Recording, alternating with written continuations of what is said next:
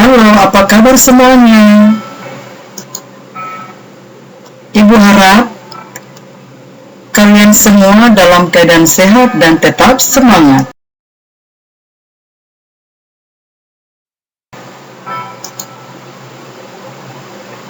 Ibu harap kalian semua tetap semangat belajarnya ya.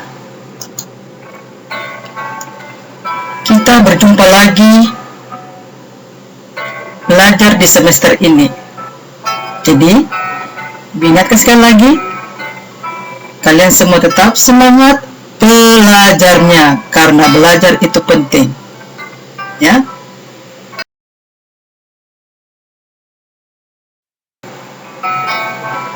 Kita akan masuk kepada pembelajaran dan materi kita, yaitu berjudul Hidup Beriman.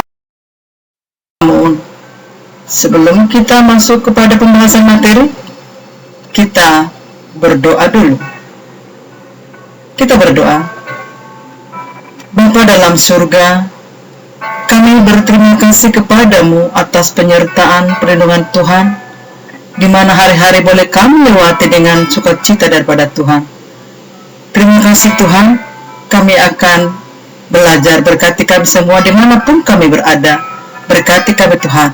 Berkati juga kedua orang tua akan para siswa kami. Terima kasih Tuhan Yesus, kami akan memulai pembelajaran ini hanya di dalam nama Tuhan Kristus yang hidup. Haleluya. Amin.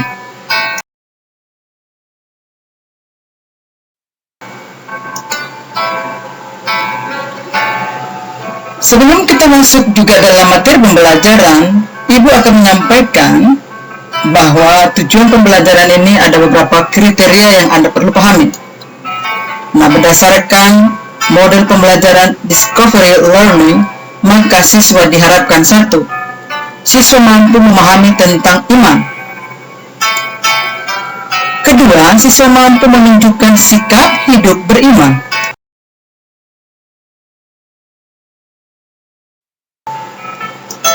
Yang selanjutnya, ketiga, siswa mampu bertanggung jawab sebagai orang beriman. Yang keempat, siswa mampu menjalani hidup sebagai orang beriman.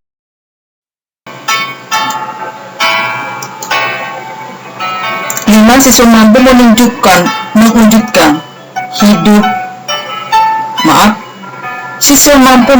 mewujudkan iman dalam hidupnya.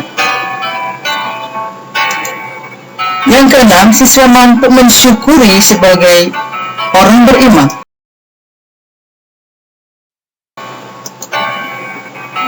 Nah, kita masuk dalam materi hidup beriman. Di sini ada ayat acuan referensi yang Anda boleh baca dalam Ibrani pasal 11 ayat 1, Yakobus 2 14 dan 17, dan juga 2 Timotius 4 ayat 7. Nah, apa itu iman? Iman adalah dalam perjanjian lama berarti berpegang teguh. Beriman berarti berpegang pada keyakinan yang dimiliki akan sesuatu. Karena hal itu dipercaya di dalam dirinya dan dapat diandalkan. Demikian iman selalu berkaitan dengan percaya. Kata pengharapan juga tidak terlepas dari iman kepada Tuhan. Iman membangkitkan pengharapan sekaligus mendorong seseorang untuk mewujudkan pengharapan itu. Jadi itu pengertian dari hidup beriman.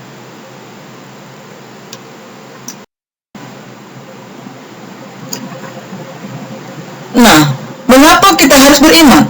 Atau mengapa kita harus memiliki iman? Ibrani, tadi sudah Ibu katakan dalam pembuka bahwa dalam materi ini ada ayat referensi, Ibrani pasal 11 ayat 1 dan juga Yakobus. Jadi ayat-ayat yang Ibu kasih ini tolong dibuka dan diberikan nanti penjelasan supaya Anda lebih memahami nantinya dalam pengertian pembelajaran hidup beriman. Ya, ada 3 ayat sini. Nah, alasan mengapa kita harus memiliki iman. Yang pertama ini, kita harus percaya kepada Tuhan Yesus Kristus. Itu alasannya mengapa kita harus memiliki iman. Ya, kita harus punya pengharapan kepada Tuhan Yesus. Hidup ini penuh dengan tantangan. Jadi dengan hidup ini penuh tantangan, tidak ada kekuatan, tidak ada yang kita bisa andalkan dalam hidup ini. Maka milikilah iman supaya di sana Tuhan berperkara, menolong, menyelesaikan setiap perkara kita. Jangan mengandalkan akan kekuatan kita, jangan mengandalkan akan siapa-siapa di dunia ini, tetapi andalkan sertakan Tuhan dalam hidup kita, dalam menghadapi kehidupan yang Tuhan percayakan. Nah, di sini ada lembar kerja siswa yang harus dikerjakan. Ya, berdasarkan poin yang keempat tadi, siswa memberikan penjelasan keempat poin tersebut. Ya, itu menjadi lembar kerja siswa yang pertama. Ya. Selanjutnya, bagaimana cara memiliki iman?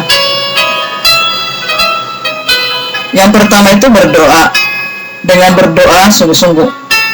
Dengan seperti inilah kita bisa memiliki iman. Berdoa yang sungguh-sungguh artinya di dalam persekutuan kita akan mengenal siapa Allah itu. Ini berperkara mengenai pribadi. Yang selanjutnya, rajin beribadah. Dalam rajin beribadah, Anda akan semakin dibawa dalam pengertian tentang siapa Allah itu dalam hidup dan mengapa kita harus percaya kepada Dia. Jadi ketika Anda rajin beribadah, baik homesel apapun itu yang namanya ibadah, di sanalah tumbuh akan iman kita. Nah, dampak dari tidak memiliki iman. Yang pertama, tidak percaya akan Tuhan, mudah terpengaruh hal yang negatif, tidak memiliki keselamatan. Jadi dampak dari tidak memiliki ya ini, dia tidak akan percaya kepada adanya Tuhan. Artinya dia akan mengandalkan akan keilmuannya, akan kecerdasannya, ya, mudah terpengaruh hal negatif, tidak berpikir panjang, ya, segala sesuatunya harus dilakukan dengan kekuatannya, dan tidak sedikit orang akan mengandalkan akan kekuatannya. Dan yang terakhir adalah tidak memiliki keselamatan. Bagaimana kita memiliki keselamatan kalau tidak ada keyakinan kita percaya kepada siapa? Tentu tidak ada memiliki keselamatan. Itulah dampak dari tidak memiliki iman. Yaitu mencari 20 tokoh orang, ya, tokoh orang beriman tentunya dalam Alkitab baik PL dan PB. Sertakan ayat referensinya. Yang kedua, membuat cerita pengalaman tentang hal hidup beriman. Yang ketiga, memiliki komitmen tentang hidup beriman. Itu untuk penugasannya.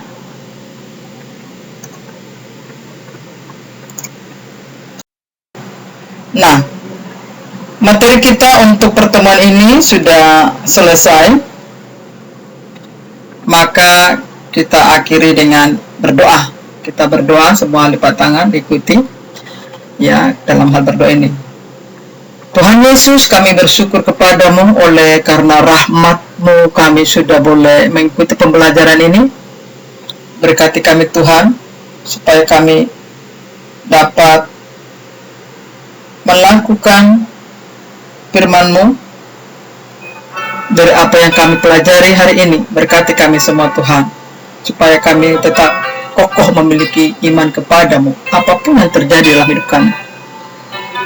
Terima kasih ya Tuhan, hamba serahkan seluruh anak-anak-Mu ke dalam tangan pengasihan-Mu dimanapun mereka berada. Terima kasih, berkati mereka semua Tuhan. Jauhkan mereka daripada mara bahaya, jauhkan mereka Tuhan dari sakit penyakit. Biarlah Tuhan kami tetap punya pengharapan kepada Tuhan dengan keadaan seperti ini. Kalau tanpa iman Tuhan kami tidak akan kuat dalam menghadapi situasi seperti ini. Tetapi Engkau mengajarkan kami supaya kami tetap memiliki iman dan pengharapan kepada Tuhan Yesus. Terima kasih Tuhan, berkati kami semua, berkati juga hamba-Mu. Dan juga kami akan berdoa syafaat, berkatilah Indonesia, shalom Indonesia. Biarlah pengampunan bagi Indonesia terjadi Tuhan. Berkati pemimpin kami, Presiden, sampai jajaran yang terendah. Berkati kota Batam, berkati Tuhan para pemimpinnya. Terima kasih Tuhan Yesus. Terpuji-pujilah Engkau Tuhan, kekal sampai selama-lamanya. Di dalam dan demi nama Tuhan yang hidup, kami mengucap syukur dan berdoa kepada-Mu Tuhan. Amin. Materi pembelajaran selesai. Terima kasih. Tuhan Yesus Kristus memberkati kita semua. Shalom.